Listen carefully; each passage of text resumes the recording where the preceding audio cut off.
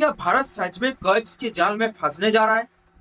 क्या हमारी तेजी से भागती हुई इकोनॉमी अचानक किसी बड़े खतरे में है? हाल ही में आई एक खबर ने सबको हैरान कर दिया है।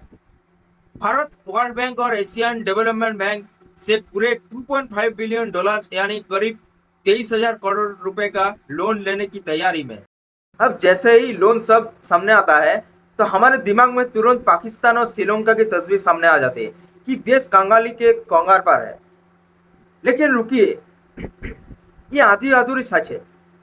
आईएमएफ यानी इंटरनेशनल मॉनिटरी फंड से लोन तब लिया जाता है जब देश के पास घर चलाने के पैसे ना बचे।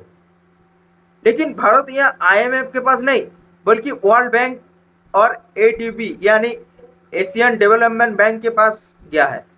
इन दोनों में जमीन आसमान का अंतर है। तो सवाल आता है कि जब हमारी इकोनॉमी मजबूत है तो हमें इतने बड़े कर्ज की जरूरत ही क्यों पड़ी? इसका सबसे बड़ा कारण है सब्सिडी। दुनिया में चल रही जियोपॉलिटिकल टेंशन और वेस्ट एशिया के हालातों की वजह से इंटरनेशनल मार्केट में एनर्जी और फर्टिलाइजर की कीमतें आसमान छू रही है।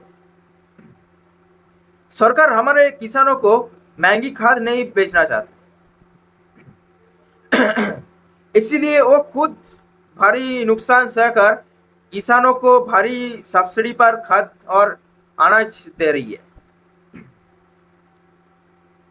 ऐसी बढ़ते खर्च को मैनेज करने के लिए इस फंड की जरूरत है। अब आप सोचेंगे कि सरकार ये पैसे देश के अंदर के बैंकों या मार्केट से भी तो उधार ले सकती थी।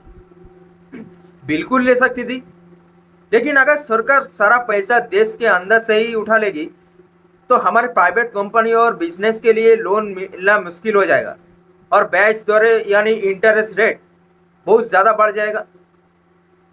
इसे इकोनॉमिक्स की भाषा में काउंटिंग आउट कहते हैं। इसी से बचने के लिए वर्ल्ड बैंक से लोन लेना स्मार्ट और प्रैक्टिकल कदम है, क्योंकि वहाँ बहुत कम ब्याज यानी इंटरेस्ट रेट से लंबे समय के लिए पैसा मिल जाता है। तो बॉटम लाइन ये है कि ये लोन देश की कमजोरी नहीं, बल्कि एक बेहतरीन आर्थिक मैनेजमेंट स्ट्रेटजी के रूप में देखना चाहिए।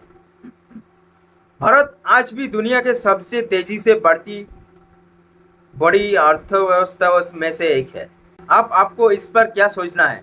क्या सरकार को विदेश से इस तरह डेवलपमेंट के लिए लोन लेना सही फैसला है, या फिर सरकार को आत्मनिर्भर बनने के लिए कोई और रास्ता अपनानी चाहिए?